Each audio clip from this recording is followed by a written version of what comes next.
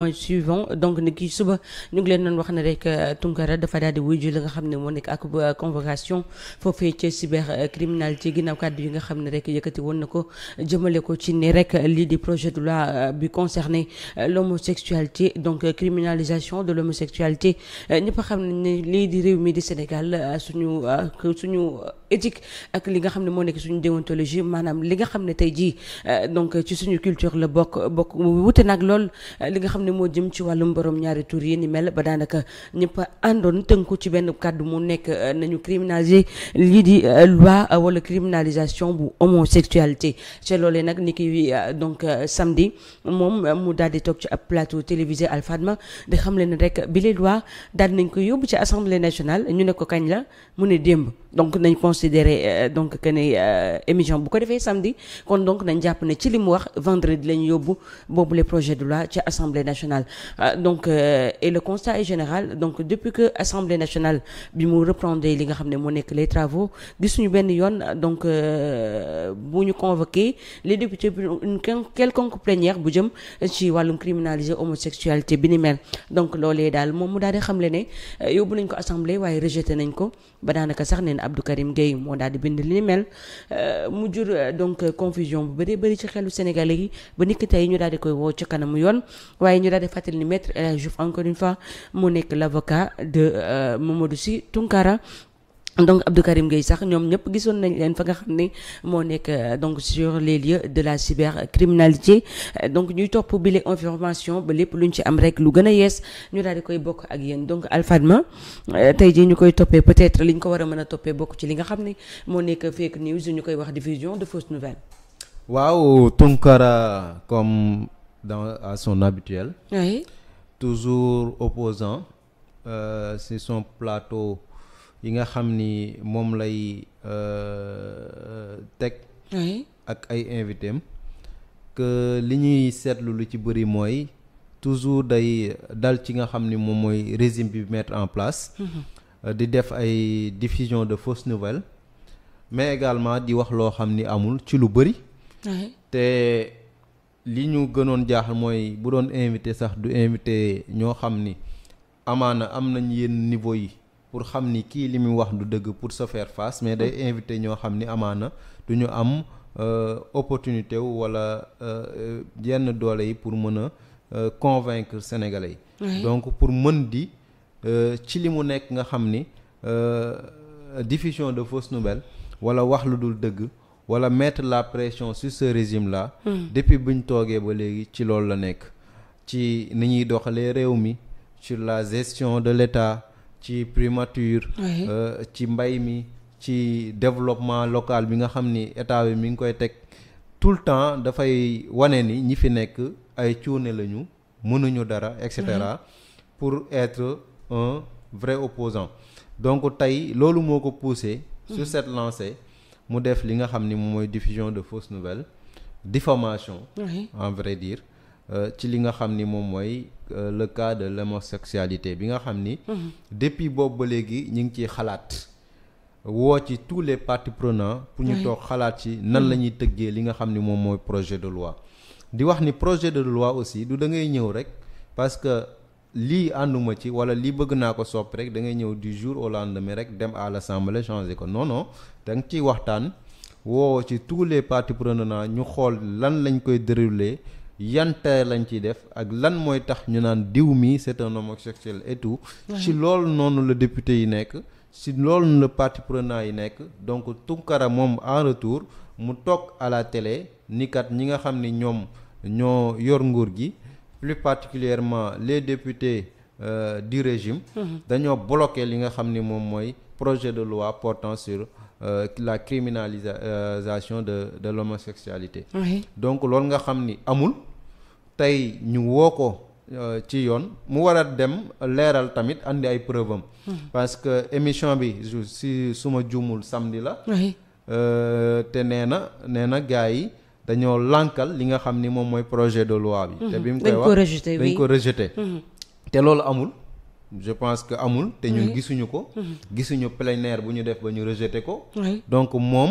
day dem mu toog mu leeral mu ni kat lii fii laa ko jëlee wala gis naa plénière bu ñu def boo xam ne sénégalais gisuñu ko man rek maa ko gis maa ko seetaan que rejeté nañ ko dans ce cas mu àndee preuve am bu ko àndiwul également yoon dafay dal ci kawam parce que c'est un sénégalais que tout le monde mënul toog tamit ci plateau di wax loo xam ne amul pour mettre en danger li nga xam ni moom mooy cohésion sociale bi li nga xam ni la justice également da ci war a teg loxo bu baax parce que ay nit ñoo xam ni dañuy toog rek seen plateau wala ñu invité leen ñu wax loo xam ni amaana amul pour indi ay jeexi jaaxa loo xam ni te lii genre Tunkara bi yii muy def nii kenn waru ko xeeb parce que un sénégalais boo xam ni xamul wala du suivre actualité bu baax bu toogee di seetaan Tunkara déglu li mu wax danaan kan li Tunkara wax nii am na donc nguur gi vraiment war na ñu et cetera te ñoom ci sur cette lancée là la ñu nekk mooy nan la ñuy fexee ba jaxase sénégalais yi ak nguur gi fi nekk ci par rapport ak engagement yi nga xam ni dig nañ leen ko donc ci lancé boobu la ñu nekk donc yii nga xam ni ñi ngi koy def nag l'État doit prendre ses responsabilités parce que du lu ndaw ndax li ñuy wax nii amaana ñi xam mun nañ ni bon xam nañ ni li muy wax amul et tout mais il parle à qui il parle à une communauté boo xam ni ils sont majoritaires même j'allais dire parce que sénégalais yi ñi ci bëri duñu xamuñu actualité xamuñu ci gouvernement ak ci wàllu assemblée nationale ni muy demee donc ku mel ni Tunkara bu waxee loolu yenn xel yi dafay teey te mun nañ ni kat li Tunkara wax am na donc nguur gi wor nañ ne et cetera c'est une démagogie sorte de démagogie boo xam ne mi ngi koy def donc je pense que état bi l'État doit prendre ses responsabilités sur ces cas-là pour que yii bañ di continuer di am parce que yii tamit du ci Tunkara la commencé gis nañ ko avant moom te moom it ba mu toogee ba léegi ba ñu toogee ba léegi ci nguur gi émission bi yëpp boo dee xool ci loolu lay accenté wu di dal ci kaw nguur gi di leen wax ni ñii xamuñu dara et cetera donc je pense que tamit lépp loo xam ni dañ koy wax te bokkut ak réalité bi gouvernement bi di teg l'État doit prendre ses responsabilités parce que tamit ñii di defar kee di yàq te ni mu yàqee amaana boolewu ci dëgg te mi ngi am benn communauté boo xam ne ñi ngi koy gëm ci lu dul dëgg je pense que l'État doit prendre ses responsabilités mu ngi noonu bu ko defee rek moom comme niñ ko waxee moom mi di Abdou Karim Gueye ko xam ko ci li nga xam ne moo nekk donc le porteur de ce du ma ne sax le porteur du projet bi nga xam ne tey jii ñë àdduna yëpp daanaka une personne normale donc da ngay daal di xeex li nga xam ne moo jëm ci wàllum borom ñaari tur yi moom nag nee na daal di woon na joxe rendez-vous décembre mais mu mel ni dañ ko daal di fàtte nee na on va manifester par force alors Alpha ma la question qui vient ici mooy c'est comme si ñu déggee li nga xam ne tey moo nekk kàddu yi mu wax mu nekk on va manifester par force c'est comme s'il y a une manche boo xam ne tey dañoo lànk bañ ne duñu ànd ci li nga xam ne moo nekk criminaliser li jëm ci wàllum homosexualité et pour rappel encore il faut que ñu daal di gën a rappeler waat que ne lii di Sénégal encore une fois on n'est pas avec li nga xam ne moo nekk lu jëm ci wàllum homosexualité mu nekk wàllum borom ñaari tur yi donc tey jii bu fekkee ne dafa jàpp ne dafa am ñoo xam ne dañ koy tere manifester wu donc lan nga mën a sous-entendre ci li ni mel. c'est-à-dire ñii. premièrement mooy amuñu problème ak engagement bi ñu am ci wàllum homosexualité. mais problème la ñu am problème bu ñu am mooy ils ont un réel problème avec ce régime-là qui est en place. D'accord. Parce que on peut pas concevoir que pendant des années ñi ngi xeex nan la ñuy fexee ba criminaliser li nga xam ne moom mooy l'homosexualité. Le régime qui vient l'Assemblée nationale. El Malick le président de l'Assemblée nationale ñu woo tous les parties prenantes ni leen ñëw leen ñu waxtaan ci nan la ñuy tëkkee ba fexe criminaliser li nga xam ne mooy homosexualité. ñoom ñëpp bañ ba pare en dehors de ça ñu ni dañuy dem ci biti pour marche en réalité ces gens-là lan lañ bëgg. Est-ce que ñoom dañuy xeex pour ñu criminaliser l'homosexualité ou bien dañuy xeex pour leur propre intérêt? C'est ces questions-là qu'on doit se poser. Entre l'intérêt personnel et l'intérêt général. L'intérêt personnel, est-ce que c'est l'intérêt personnel ou bien c'est l'intérêt général boo xam ne tey moom mettre en cause moom la ñuy xeex. Parce que yow da ngay xeex benn mbir.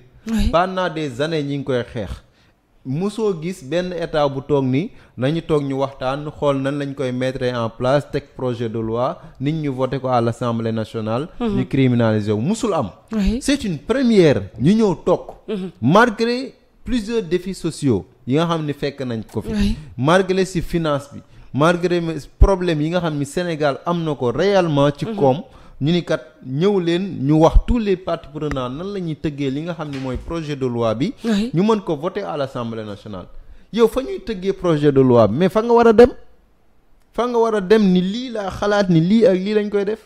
mais yow nga ne bañ demoo ba pare en réalité nga bëgg génn ci biti ni da ngay dem ci biti mbedd bi ni da ngay casse et cetera c'est-à-dire leur problème en réalité c'est pas un combat contre l'homosexualité mais c'est un combat crypto-personnel. D'accord. Qui sont contre ce régime-là. C'est ça le réel problème. Nee na kenn du fexe ba du ñu teree manifester mais kenn terewuma kenn manifester. bu ñu toogee ba léegi képp ku bëgg a manifester dinañ fexe ba nga manifester. par contre sax ñoom ñooy continuer di def en sorte que dinañ andi problème l'autre fois may nañ leen ñu manifester. encadrer leen. mais gis nga débordage bu nekk def nañ ko fi pour andi problème mais policiers yeeg la gendarmerie la police était vraiment constante sans problème bàyyi leen malgré que ni xaw nañu yëngal xaw nañu andi problème pour rek police ak gendarmerie fekk si leen ñu ne ni non dañ ñu tere marche et cetera bàyyi nañ leen gis nañ sax ki nga xam ne moom mooy Abdou Karim Gueye dem ba ci tali bi sax ni dañuy baare oto yi pour ñu julli ba pare je pense que yooyu yëpp nga xam ni defoon nañ ko pour rek problème mën a am comme ça ñu ni non c'est l'État daf leen traiter toutes les façons jusqu'à présent État mi ngi def de telle en sorte marche boo xam ni bëgg nañ ko def ñu encadrer ñëpp ñu def marche mais le plus important mooy booy xeex une cause ni problème bii man daf ma yitteel dama bëgg ñu indi benn solution ñuñ la fa ñuy trouver solution ñuñ la ñëwal ñu trouver solution mais demal foofu ñu trouver solution jusqu'à présent député yi ñi ngi xalaat nan la ñuy tëggee projet de loi bi pour teg li nga xam ni mooy criminaliser l'homosexualité ñi ngi ci liggéey mais loolu c'est pas un jour au lendemain la ñuy ñëw rek yeewu un bon jour rek ni non criminaliser boo ko criminaliser après projet de loi yi doo ko teg doo noonu lii la ñuy tere ku ñu jàpp ci lii année bii lañ nombre d'année bii lañ lay tëj et cetera mais yooyu yëpp dañ koy bind mu leer daal di koy encadrer oui c'est ça encadrer ko mu ngi noonu am na solo bu baax ginnaaw loolu yi tamit donc il y a une question qui se pose autour des journalistes parce que tey jii lu ci bëri tey ci plateau télévisé yi lañ koy daal di gisee te ñu gën ci ràññee ñi nga xam ne ñoo nekk taskatu xibaar yi Alfad selon toi lan nga jàpp ne exactement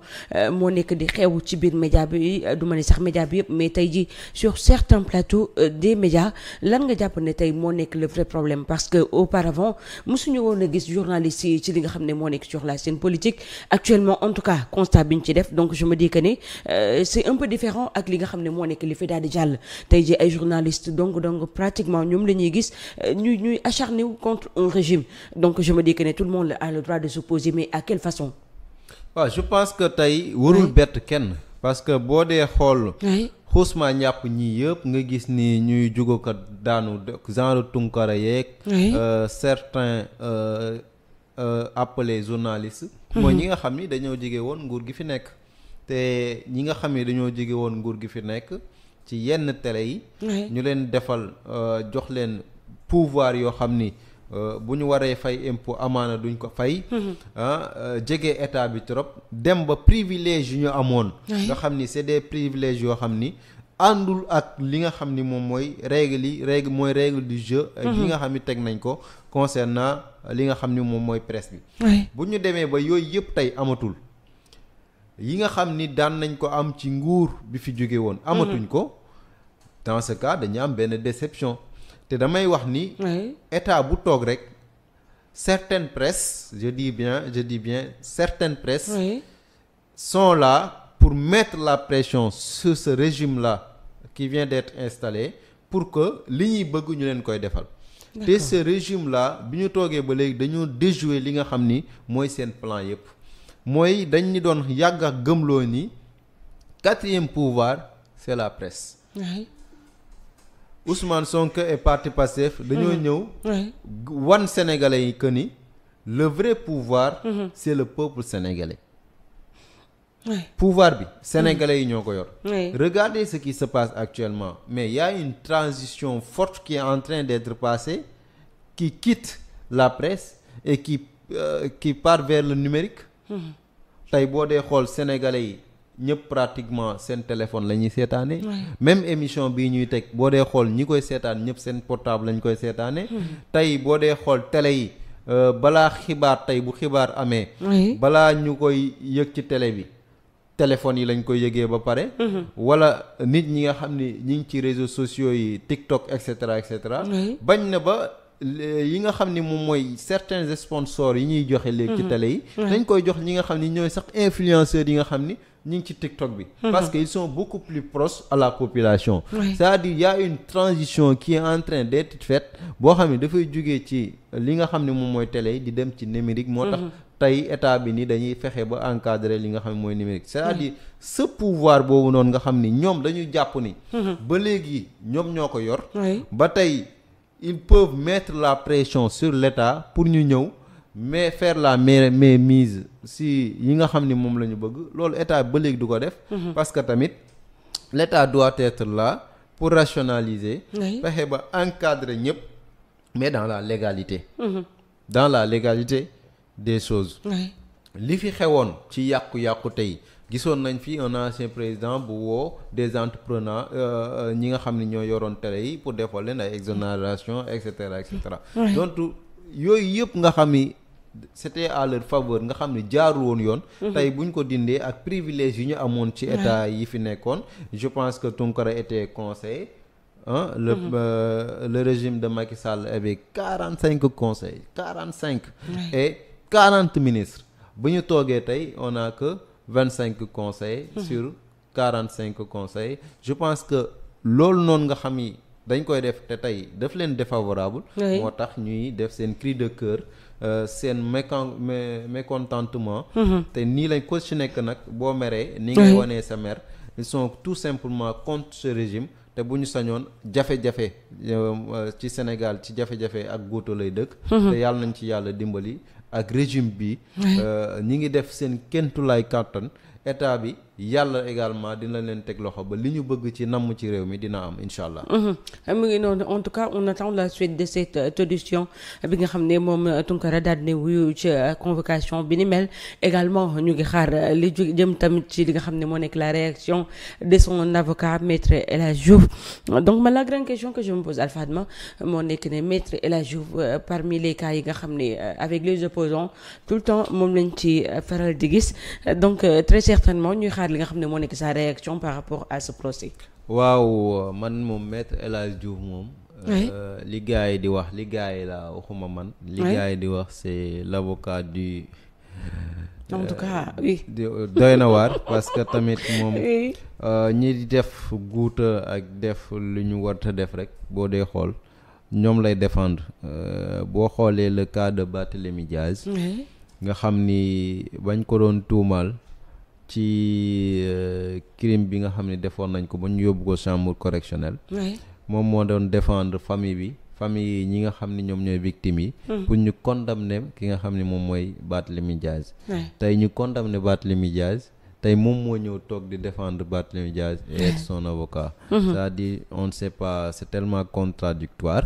tey également ki nga xam ne mooy Tounkara wax ji ñu mel ñëpp xam ni du dëgg il est prêt à le défendre bon on n'a pas de problème avec lui on doit en aucun cas avoir de problème avec lui parce que c'est un avocat il est dans son job donc de ki nga xam ne mooy jàppale ñi nga xam ni ñoom la ñuy yóbbu ci nga xam ne mooy kanamu yoon waaye daal éthiquement bon c'est déplorable parce que le Sénégalais yi seetlu la à chaque fois ñi nga xam ni ñëpp jàpp nañ ni moo tooñ néewul ci dëgg moom lay dem pour avocat